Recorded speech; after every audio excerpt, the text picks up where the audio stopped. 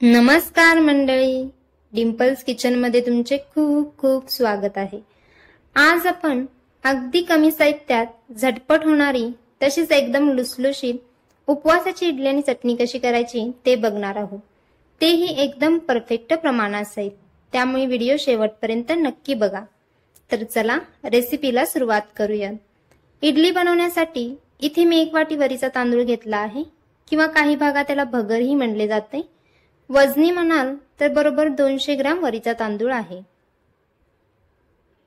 तुम्ही घरातल्या एखाद्या कोणत्याही वाटीच्या प्रमाणाने सगळे जिन्नस मोजून घेऊ शकता।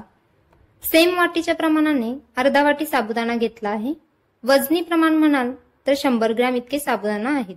आपण ही दोन्ही जिन्नस इथे कच्चेच घेतलेले आहेत। दोन्ही जिन्नस मिक्सरच्या भांड्यामध्ये काढून घेऊ आणि याची आपल्याला पाणी न घालता एकदम बारीक पावडर करून घ्यायची आहे। इथे तुम्ही बघू शकता इडलीसाठी लागणारी पावडर तयार आहे। जितकी जमेल तितकी बारीक पावडर इथे मी करून घेतलेली आहे। अशी पावडर तुम्ही आधी करून ठेवू शकता आणि तुम्हाला जेव्हा हवे तेव्हा याची उपवासाची इडली, डोसा किंवा आप्पेही बनवू शकता। आता पुन्हा एकदा सेम वाटीने आपण ही पावडर मोजून घेणार आहोत, म्हणजे बाकीचे जिन्नस हे आपल्याला मोजून यात घालता येतील। आता बरोबर 1.5 वाटी इतकी ही पावडर इथे आपण घेतली आहे। आता अर्धा वाटी दही आणि चवीनुसार मीठ घालून सगळे छान असे मिक्स करून घ्यायचे आहे।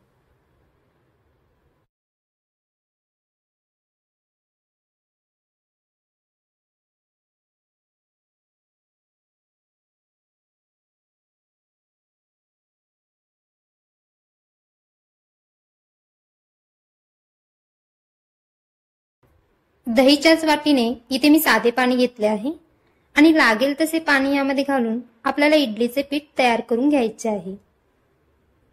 आता इथे थोडे थोडे गरजेनुसार पाणी घालून पीठ भिजवून घ्यायचे आहे। पीठ आपल्याला फार जास्त सैलसर ठेवायचं नाही आहे। उपवासाची इडली इन्स्टंट आहे, त्यामुळे थोडेसे घटसर आपल्याला हे पीठ भिजवून घ्यायचे आहे। अशा पद्धतीने इडलीसाठीचे पीठ तयार आहे। 5 मिनिटांसाठी आपण ही बाजूला ठेवून देणार आहोत। आता इडली सोबत खाण्यासाठी उपवासाची चटणी कशी करायची ते बघू। चटणी बनवण्यासाठी मिक्सरच्या भांड्यामध्ये 1 लहान वाटी भाजून साल काढून शेंगदाणे घेतले आहेत।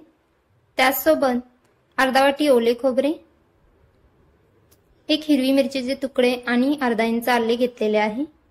तुम्हाला जास्त तिखट आवडत असेल तर 2 मिरची इथे तुम्ही घालू शकता। त्याच सोबत 2 चमचे दही, चवीनुसार मीठ आणि लागेल तसे पाणी घालून हे मिक्सरला वाटून घ्यायचे आहे।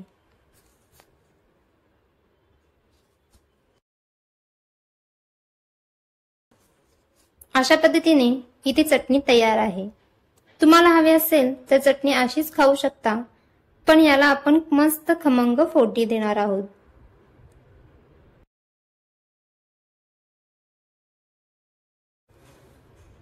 फोडणीसाठी इथे मी 1 मोठा चमचा तेल गरम करत ठेवले आहे। तेल गरम झाले की अर्धा चमचा जिरे घालायचे आहे। गॅस बंद केलेला आहे आणि ही गरम गरम फोडणी चटणीवर घालून सगळे छान असे मिक्स करून घ्यायचे आहे। तेलाच्या जागी तुम्ही इथे अर्धा चमचा तुपाचीही फोडणी देऊ शकता। साधारणतः 5 मिनिटातच आपली ही चटणी तयार झालेली आहे। इडली वाफवून घेण्यासाठी दुसरीकडे एका स्टीमरमध्ये आपण 1 तांब्याभर पाणी गरम करत ठेवणार आहोत। त्यामध्ये 1 लिंबाची फोड घातली आहे, जेणेकरून आपली भांडी खराब होऊ नये। झाकण लावायचे आणि मोठ्या आचेवर आपण हे स्टीम करण्यासाठी ठेवून देणार आहोत। त्यानंतर इडलीच्या भांड्याला किंवा इडली पात्राला थोडे थोडे तेल लावून घेणार आहोत। तुम्ही इथे तुपाचाही वापर केला तरी चालेल।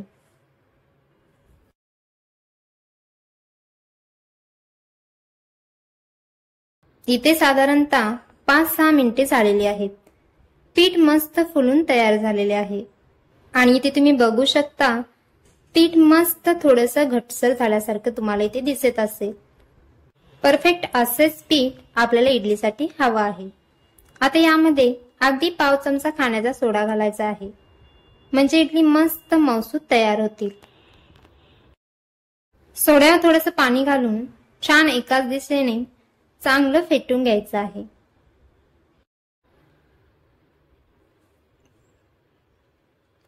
इडली बनवण्यासाठी लागणारी परफेक्ट असे पीठ तयार झालेले आहे. एकदा सोडा घातला तर पटकन इडल्या आपल्याला सेट करण्यासाठी ठेवून द्यायचे आहेत. त्यानंतर हे पीठ आपण असे थोडे थोडे करून या भांड्यामध्ये घालून घ्यायचे आहे. खूप जास्त यामध्ये पीठ घालू नका, कारण फुलल्यानंतर इडली मस्त वरपर्यंत येतात, म्हणून थोडीशी जागा आपल्याला अशी भांड्यामध्ये सोडायची आहे. अशा पद्धतीने थोडे थोडे पीठ सगळ्यामध्ये मी घालून घेतले आहे.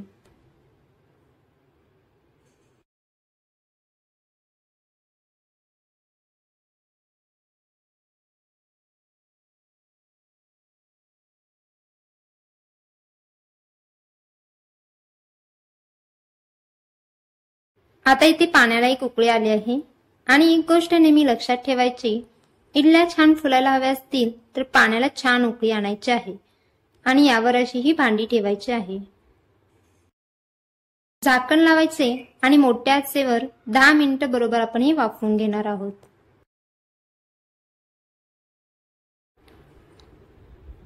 दहा मिनिट नंतर आपल्या गरमागरम इडल्या तयार आहेत. इथे तुम्ही बघू शकता, सुरी घालून बघितली, अजिबात त्याला पीठ लागत नाही, म्हणजे मस्त असं इडल्या छान फुललेल्या आहेत. तुम्हाला जर कच्च्या वाटत असतील तर थोडा वेळ आणखी तुम्ही वाफवून घेऊ शकता. थोडेसे थंड झाल्यानंतर आता या इडल्या आपण काढून घेऊ. मस्त अशा लुसलुशीत, जाळीदार आणि झटपट उपवासाची इडली आणि चटणी खाण्यासाठी तयार झालेली आहे.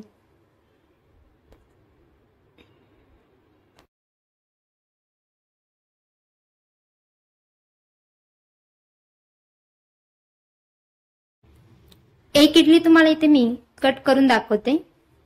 तुम्ही इथे बघू शकता किती जाळीदार, मस्त लुसलुशीत आणि मस्त फुललेली आहे.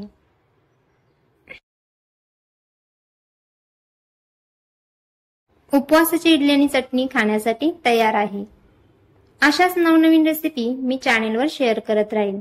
त्यामुळे चॅनेलला अजूनही सबस्क्राईब केले नसेल तर नक्की करा आणि रेसिपी आवडल्यास नक्की लाईक आणि शेअर करा.